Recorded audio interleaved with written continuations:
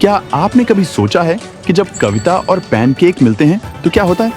नाश्ते वाले पैनकेक नहीं, बल्कि एक अलग तरह का पैनकेक जो साधारण लोगों को फिल्मी सितारे बना देता था। तो आप भारतीय सिनेमा के इतिहास के एक बेहद रोचक अध्याय में कदम रखने जा रहे हैं। एक तमिल लेखक ने बताया कि फिल्म उद्योग का प्रभाव भारतीय जीवन के कई पहलुओं पर कैसे महसूस किया जा सकता है।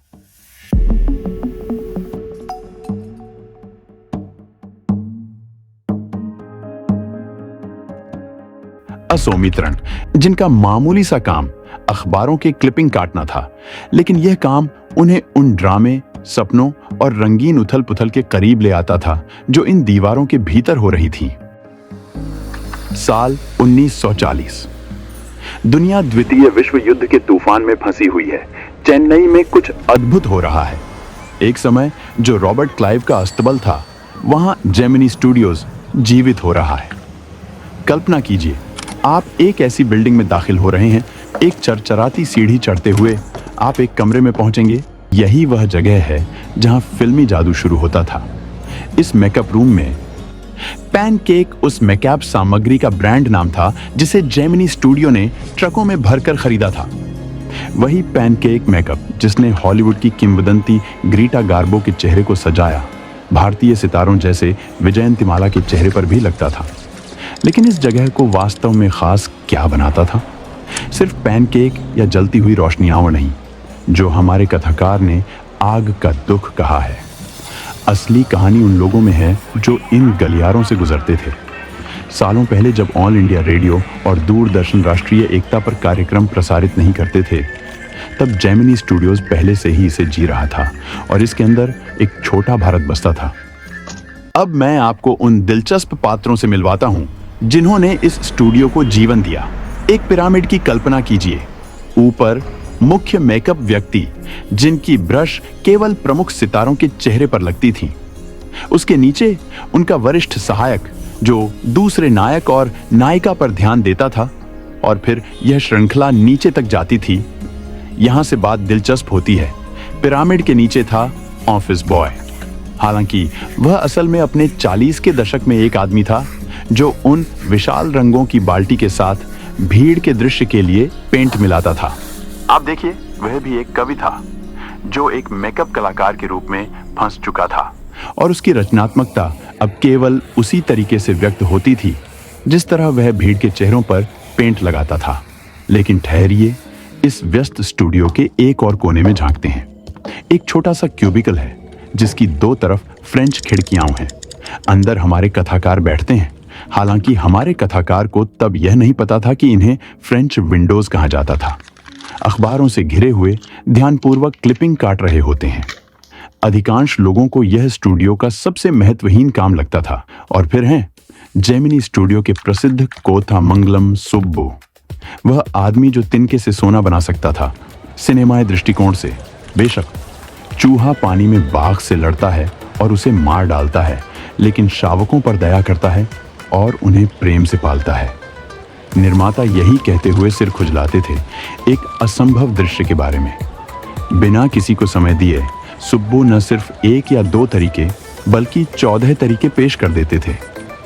वह स्टूडियो का रचनात्मक डायनेमो था, एक ऐसा आदमी जिसकी प्रतिभाएं बिना किसी सीमा के लगती थी। लेकिन सुब्बू की कहानी हमें उस समय के प्रतिभा और अवसर के बारे में कुछ दिलचस्प सिखाती है। उसने किसी विशेष फायदा के साथ शुरुआत नहीं की थी, न कोई औपचारिक शिक्षा, न फिल्म इंडस्ट्री में कोई संबंध। फिर भी उसके पास एक चीज थी, वह ब्राह्मण था। उस समय जन्म का यह साधारण सत्य उसे लोगों तक पहुंचाता था। यह उस समय के सामाजिक गतिशीलता पर एक सूक्ष्म टिप्पणी है ना? अब जेमिनी स्टूडियोज का कहानी विभाग। यहां लेखकों और कवियों के बीच बैठा था एक काफी अनोखा व्यक्ति, कानूनी सलाहकार। जबकि बाकी सभी खादी, धोती और बड़े सफेद शर्ट पहनते थे, हमारा कानूनी सलाहकार पैंट, टाई और कभी-कभी एक कोट पहनता था। वह गांधीवादी जोशीले लोगों के बीच एक निष्पक्ष और तटस्थ व्यक्ति था। लेकिन इस तर्कशील व्यक्ति का भी एक अकस्मात नाटक हुआ। एक दिन जब एक काबिल लेकिन चिड़चिड़ी अभिनेत्री ने सेट पर अपना आपा खो दिया, तो हमारे कानूनी सलाहकार ने चुपचाप रिकॉर्डिंग उपकरण चालू कर दिया। देखिए, यह अभिनेत्री जो गांव से आई थी वह अभी तक नहीं सीखी थी। इस साधारण काम ने उसकी एक शानदार करियर का अंत कर दिया। उसकी अपनी गुस्से में भरी आवाज को सुनना एक ऐसा आईना था जिसे वह देखने के लिए तैयार नहीं थी। बात करें आईनों की, तो जेमिनी स्टूडियोज ने उस समय के भारत के राजनीतिक माहौल का एक दिलचस्प प्रतिबिंब पेश किया। स्टूडियो का मेस पूरे दिन और रात तक बेहतरीन कॉफी परोसता था, एक साधारण सुख जो कांग्रेस शासन के शराब प्रतिबंध अवधि के दौरान विशेष हो गया था। स्टूडियो में एस योगियार, सांगू सुब्रमण्यम, कृष्ण शास्त्री और हरिंद्रनाथ चट्टोपाध्याय जैसे कवि बहते रहते थे। ये खादी पहने हुए रचनाकार गांधी जी की पूजा करते थे, लेकिन राजनीति के गहरे विचारों में कम रुचि रखते थे। लेकिन यहाँ इतिहास एक दिलचस्प खेल खेलता है। 1952 में एक असामान्य समूह फ्रैंक बुचमैन की मोरल रीआर्मामेंट सेना आई। 200 लोग जो बिल्कुल सर्कस के कलाकार नहीं थे। हालांकि किसी ने उन्हें वैसा कहा था, लेकिन उन्होंने कुछ और लाया। 2 नाटक जिन्होंने तमिल नाटक में एक अमिट छाप छोड़ी। जोथम वैली और इद फॉरगॉटन फैक्टर ने ऐसे प्रभावशाली मंचन तकनीकों का परिचय दिया कि उसके बाद वर्षों तक हर तमिल नाटक में उनके हस्ताक्षर सूर्योदय और सूर्यास्त के दृश्य होते थे। कुछ साल बाद हमारे कथाकार ने यह खोजा कि यह वास्तव में एक अंतर्राष्ट्रीय कम्युनिज्म के खिलाफ एक काउंटर मूवमेंट था। यह विडंबना नहीं है, लेकिन सबसे दिलचस्प आगंतुक अभी भी आना बाकी था। एक दिन टेलीफोन की लाइनों पर एक अंग्रेजी कवि के आगमन की खबर आई। यह रहस्यमय कवि कौन था? और भी हैरान करने वाली बात यह थी कि उसकी बोली, जो एक अजीब उच्चारण में थी, ने दर्शकों को पूरी तरह से चौंका दिया। स्टूडियो के कर्मचारी, जिनकी काव्य जानकारी वर्ड्सवर्थ से लेकर टेनिसन और शायद टी.एस. इलियट तक थी, पूरी तरह से उलझन में थे। यह सब बहुत अजीब था। कुछ साल बाद हमारे कथाकार ने कई संयोगों के जरिए इस रहस्य को सुलझा लिया। उन्होंने पता लगाया कि वह कवि स्टीफन स्पेंडर था। फिर एक दिन उन्हें सिर्फ 50 पैसे में एट गॉड दैट फेल्ड नाम की किताब मिली, जिसमें 6 लेखकों के निबंध थे जो उनके कम्युनिज्म के अनुभवों पर आधारित थे। उसमें स्पेंडर का नाम भी था। तब उन्हें समझ आया कि जेमिनी स्टूडियोज के बॉस को उसकी कविताओं में नहीं, बल्कि कम्युनिज्म से निराशा में रुचि थी। यह रहस्योद्घाटन कथाकार की लेखन के बारे में सोच को भी बदल देता है। वह मानते हैं यह उन लोगों का काम है जो बार बार अस्वीकृति के बावजूद कोशिश करते रहते हैं।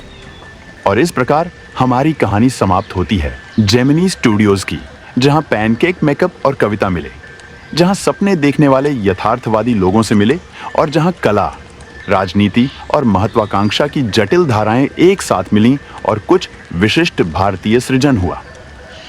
धन्यवाद कि आपने यहां तक साथ दिया। और यह गद्य यह याद दिलाता है कि कभी कभी सबसे दिलचस्प कहानियां प्रकाश में नहीं, बल्कि उन शांत कोनों में पाई जाती हैं जहां कोई देख रहा है, इंतजार कर रहा है और उन अनगिनत छोटे पलों को एकत्रित कर रहा है जो हमारे सांस्कृतिक इतिहास के बड़े चित्र का हिस्सा बनते हैं।